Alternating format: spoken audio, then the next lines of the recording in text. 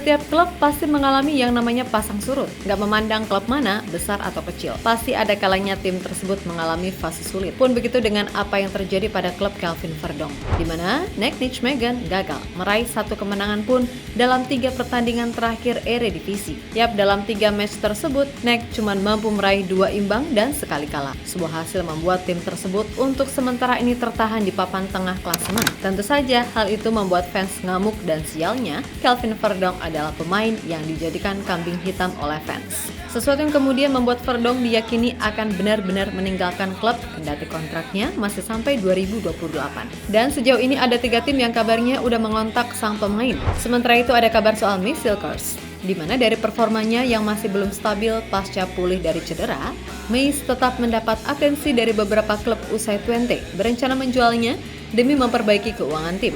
Dan menurut sang agen, destinasi Mees selanjutnya adalah Spanyol, Italia, serta beberapa klub lain di Eredivisie. Hal yang pastinya cukup positif bagi Mees pribadi, karena itu secara otomatis akan membuatnya jadi lebih serius untuk membuktikan diri di klub baru.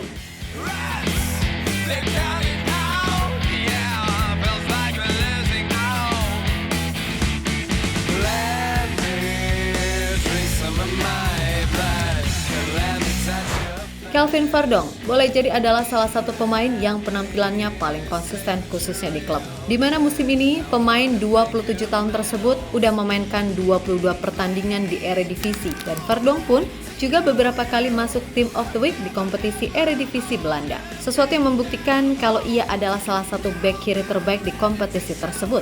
Bahkan ia juga disebut sebagai bek kiri dengan paket komplit oleh mantan pemain timnas Belanda, Rafael van der Vaart, dan sangat layak membela tim besar di Eredivisie seperti PSV. Akan tetapi, segala apa yang telah ditampilkan Kelvin, nyatanya tetap mendapatkan sentimen negatif dari fans.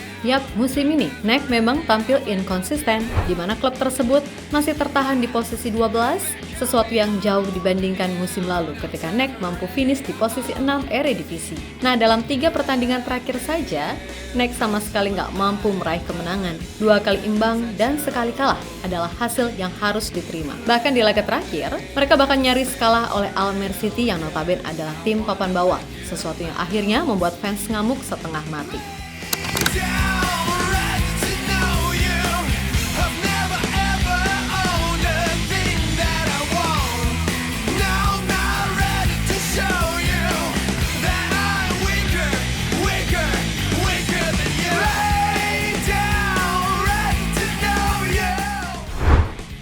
Apa yang terjadi di laga versus Almere rupanya cukup membuat pelik, terutama bagi Verdonk. Dikutip dari Twente Insight, sepanjang laga tersebut Verdonk sering mendapatkan siulan dan teriakan dari fans Nick, yang mana itu dipicu oleh perseteruan Verdonk dengan Kento Syogai ketika Nick kalah dari Groningen.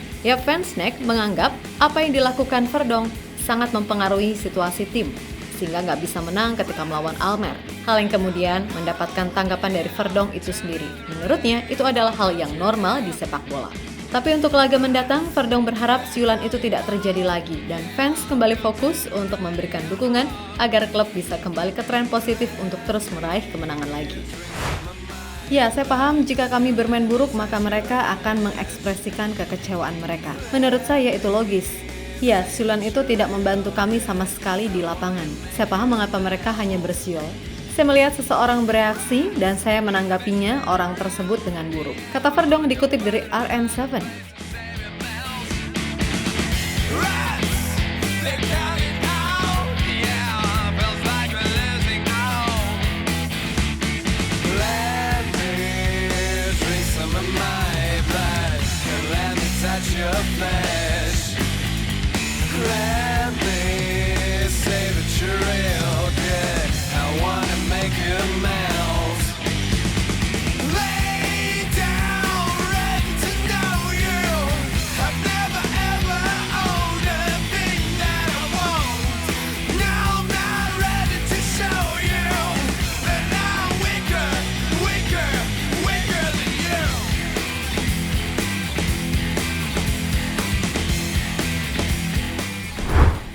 Lebih lanjut, apa yang terjadi diketahui membuat niat Verdong untuk Chow dari klub semakin besar.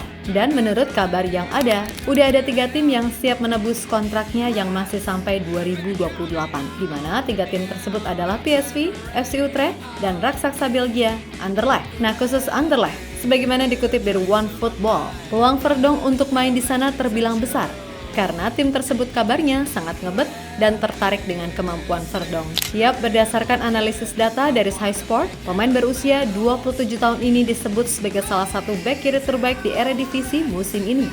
Selain itu, menurut alat analisis Career Advice Tool dari Sky Sport, Anderlecht merupakan tujuan ideal bagi Verdong apabila hijrah dari NEC. Hal itu lantaran klub besar Belgia ini dinilai memiliki gaya permainan dan potensi pengembangan yang cocok untuk Verdong. Dengan klub fit sebesar 81, peluang bermain reguler dan perkembangan karir Verdong dinilai sangat tinggi di Jupiler Pro League. Dan kemungkinan itu bisa aja terjadi mengingat nilai transfer Verdong yang hanya 2,5 juta euro.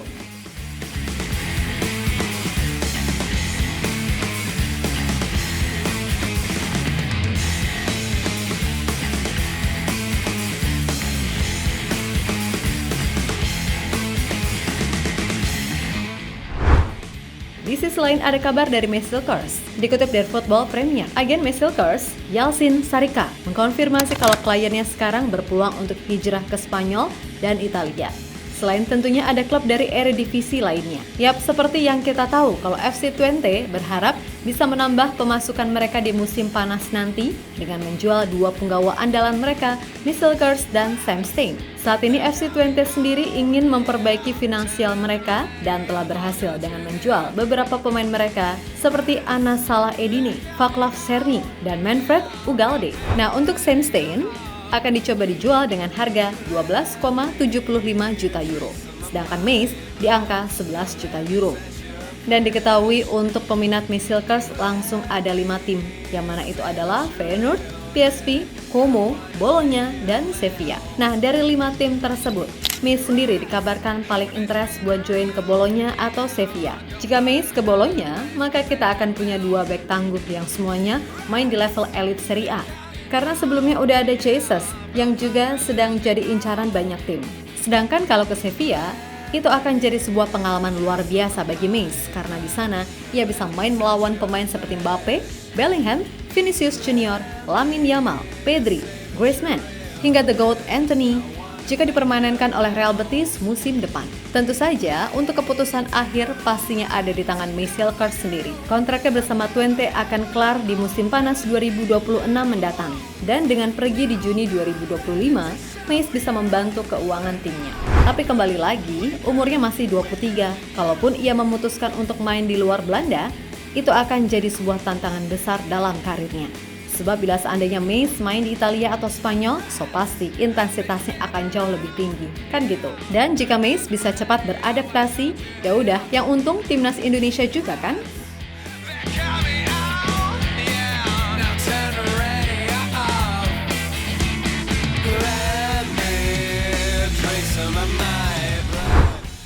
Yap, terlepas dari apapun perihal soal masa depan pemain, tentu saja Mimin berharap yang terbaik. Gak cuma buat Verdong ataupun Mace, tapi siapapun pemain timnas pasti semua ingin yang terbaik. Karena kembali lagi, jika mereka perform di klub, yang untung adalah timnas Indonesia itu sendiri. Untuk itu, abaikan segala hujatan caci maki dari orang-orang yang gak punya otak, fokus sama apa yang ada di depan mata. Karena bagaimanapun, kalian adalah aset penting bagi timnas Indonesia. So, tetap semangat dan sukses selalu. Oke, kita Garuda.